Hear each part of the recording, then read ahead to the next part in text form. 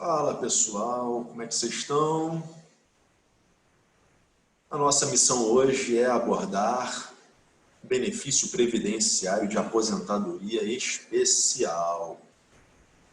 E vamos fazer o seguinte, assim como a gente fez com as aposentadorias programadas comuns, vamos fazer um panorama analítico, iniciando pelo regime anterior à emenda 103, e, em seguida, falar do novo regramento da aposentadoria especial após a emenda 103.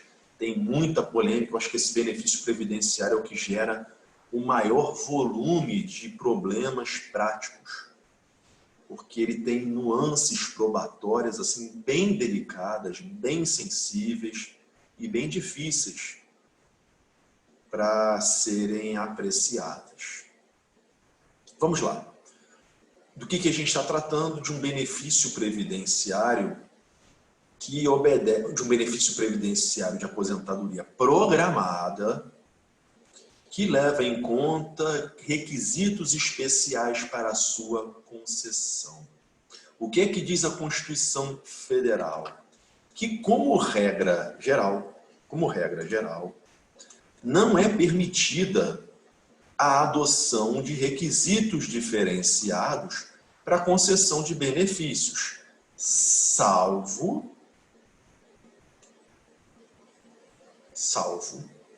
em favor de segurados com deficiência e também, salvo em favor de segurados que exerçam atividades mediante exposição a agentes nocivos à sua saúde.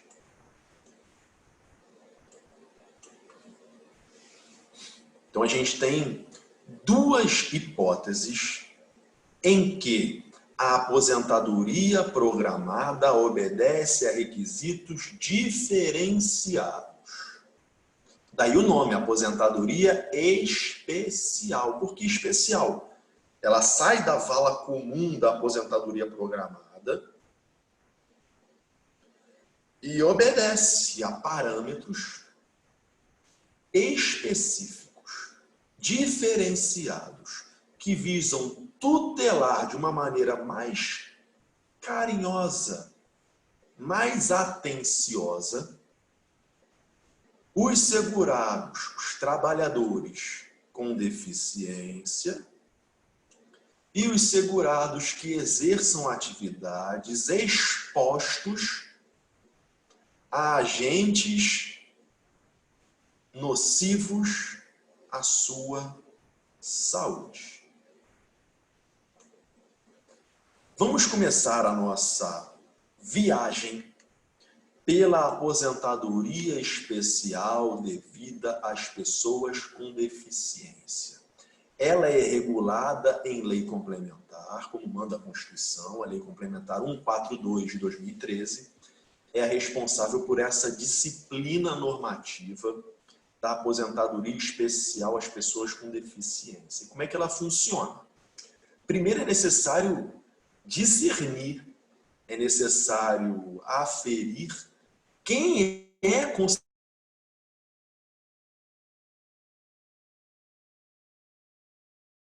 para fins de enquadramento nessa aposentadoria especial.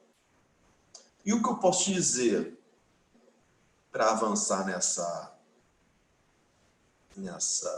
análise é que o conceito legal de pessoa com deficiência para efeitos previdenciários, para fins previdenciários, é muito parecido com o conceito de pessoa com deficiência previsto na Convenção de Nova York, que o Brasil assinou e incorporou ao direito interno brasileiro por meio de decreto legislativo, posterior decreto presidencial, editados em 2000. Então, no ano de 2000, o Brasil assinou um tratado internacional em Nova York, se comprometendo à tutela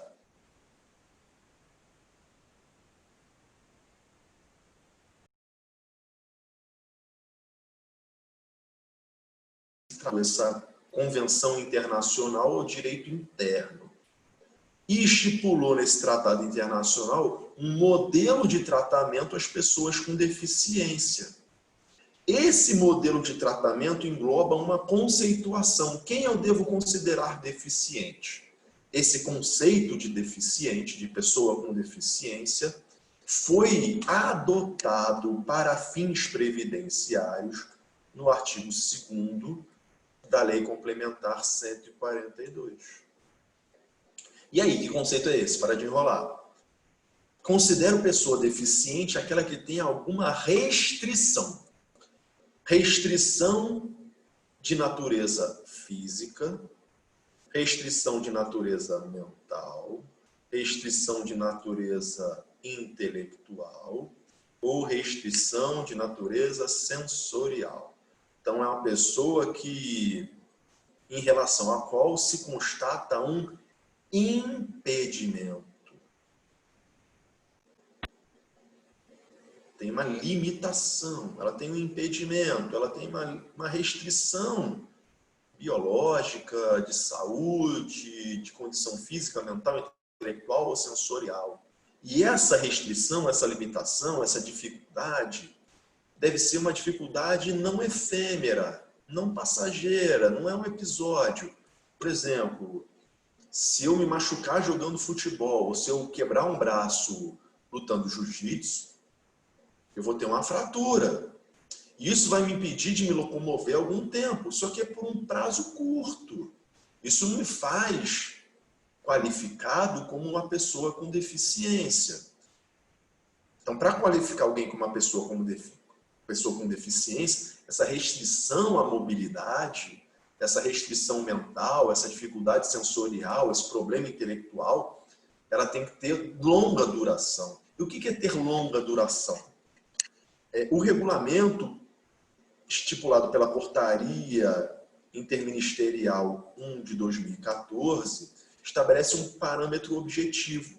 Considera-se impedimento de longo prazo aquele que dura no mínimo 2 anos. Então está resolvido, fácil. Não é tão fácil assim não. Sabe por quê? Tem 2 correntes de entendimento. Uma que você tem que olhar para trás. A pessoa já tem essa limitação há mais de 2 anos? Aí você olha para trás, você olha para o retrovisor. E ela já está com esse problema há mais de 2 anos. Essa é a primeira corrente. Segunda corrente, olhar para frente. E aí você vai ter que se perguntar, será que a pessoa vai se recuperar?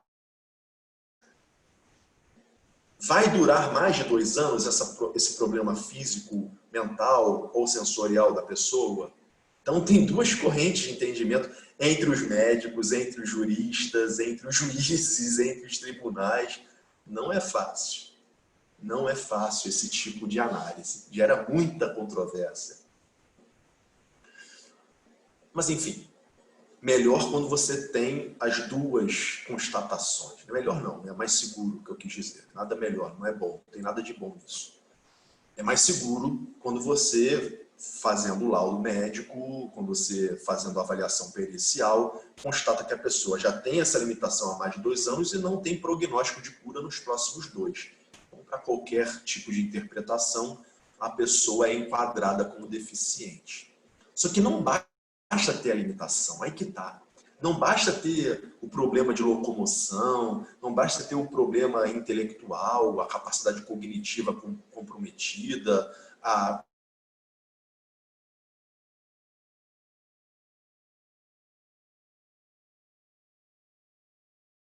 além da restrição corporal ou psíquica, é necessário que a pessoa se veja numa situação de fragilidade competitiva. Ou seja, você tem que avaliar se, em interação com as barreiras de vida da pessoa, barreiras de locomoção, barreiras de educação, barreiras de acesso à informação, de comunicação, barreiras de interação, de acesso a dados, acesso à internet, de tudo. Se as vias públicas são adaptadas para cadeira de roda, se tem escada, se o ônibus da cidade é adaptado, um monte de requisitos são levados em conta. e se essas barreiras, quando existentes, obstruem a participação plena e efetiva da pessoa na sociedade em igualdade de condições com todos os demais.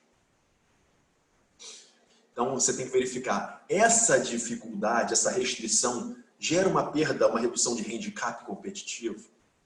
A pessoa perde potencial de integração social? Se a resposta é ela tem um nível de dificuldade que compromete a sua igualdade de condições, a sua igualdade competitiva, a sua inserção no mercado de trabalho, a sua inserção na universidade.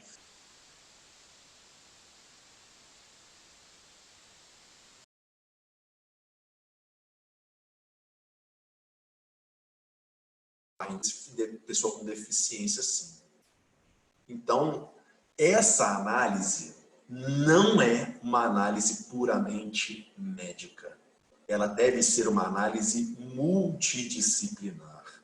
Envolve avaliação médica? Envolve.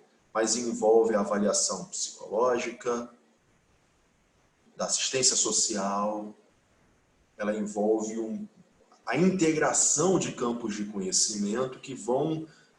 existe um checklist, existe uma... Eu coloquei. Existe uma espécie de um formulário com checklist, aqui no anexo dessa portaria, número 1 de 2014, tipo um questionário, que você vai item por item verificando as condições de saúde e de participação social de cada segurado. Legal. E aí, o que tem de diferente na aposentadoria desse sujeito com deficiência? Uma exigência menor de tempo de contribuição. Ou uma exigência menor de idade. Funciona como? Primeiro, você tem que graduar a deficiência. Deficiência de grau severo, deficiência de grau médio ou deficiência de grau brando. Deficiência grave, moderada ou leve. Graduou com base naquele... Você começa o tratamento previdenciário do sujeito. Deficiente grave. Se homem, se aposenta com 25 anos de contribuição. Se mulher, com 20 anos de contribuição. Segurado com deficiência moderada. Se homem, se aposenta com 29 anos de contribuição. Se mulher, com 24 anos de contribuição. Segurado com deficiência leve. Se homem, se aposenta com 33 anos de contribuição. Se mulher, se aposenta com 28 anos de contribuição. Nessa semana mesmo eu contestei uma demanda, um pedido de concessão dessa aposentadoria especial. Era uma pessoa que tinha um problema congênito, lhe faltavam alguns dedos da mão. Realmente apresentou foto, apresentou raio-x, apresentou laudo médico. Não tem dúvida de que ela tem o problema físico existe. Ele é visível, ele é nítido, ele é perceptível ao olho nu. Não preciso ser médico para verificar que a pessoa realmente tem aquele problema físico. Só que ela dizia na petição inicial que era pessoa com deficiência grave e queria se aposentar, era um homem, com 25 anos de contribuição. Lá fui eu contestar. Quais foram os meus argumentos defensivos? Naquele caso, eu constatei que se tratava de um corretor de imóveis. Corretor, inclusive, dono de uma corretora de imóveis. Não era um empregado de corretora, não. Era dono, empresário de uma corretora de imóveis relativamente conhecida aqui no Rio de Janeiro. E aí eu pensei cá com meus botões. Bom, a limitação física ele tem, está comprovada. Mas será que essa dificuldade física restringiu ou dificultou a participação dele em igualdade de competição com os demais corretores de imóveis? Poxa, eu vi a empresa dele, a empresa está há mais de 20 anos no mercado. Ele conseguiu competir. Ah, mas conseguiu com sobreesforço. Talvez. E aí vamos ver a quesitação médica, o que ela vai me dizer. Mas o que me parece, mesmo sem ser médico, é que é muito forçado afirmar a priori que se trata de uma deficiência grave. Será que a restrição participativa desse sujeito foi tão severa assim? Então, é muito casuístico, depende muito do resultado dos laudos dos exames, mas esse enquadramento não é feito exclusivamente com base na análise física. Tem que ser muito mais ampla a análise do que isso. Tem que ser uma análise de... Vamos olhar para o currículo desse sujeito, vamos olhar para a formação. No meu caso concreto, era um cara formado em administração de empresas, dono de uma corretora de imóveis. Então, ele oferecia serviços de assessoria a condomínios residenciais, locação, venda de imóveis, o que faz um corretor de imóveis, uma imobiliária em geral. Um cara bem formado, nível superior, enfim. Venceu barreiras na vida? Venceu barreiras na vida, eu tenho certeza disso. E não é nenhuma fala discriminatória, não, pelo contrário, é uma fala de louvor.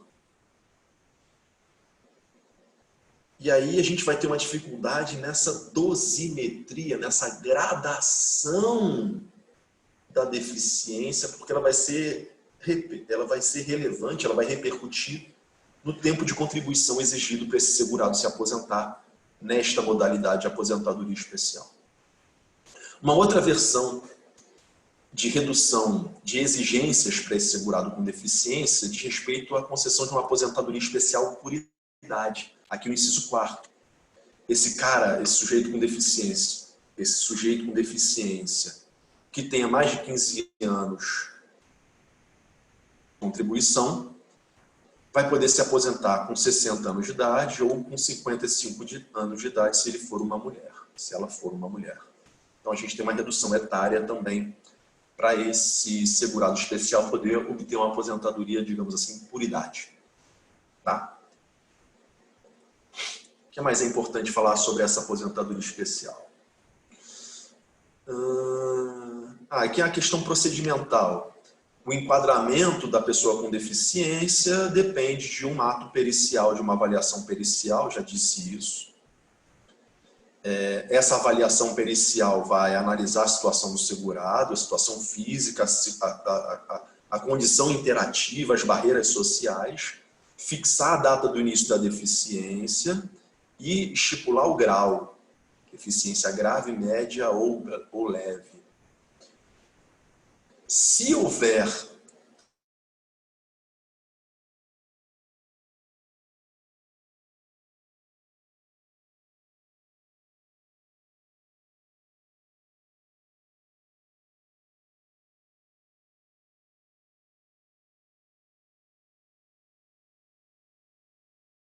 ao longo do tempo, em momento posterior, a situação dele se agravou e a deficiência se tornou média ou grave, a gente vai poder trabalhar com conversões de tempo de contribuição da pessoa com deficiência.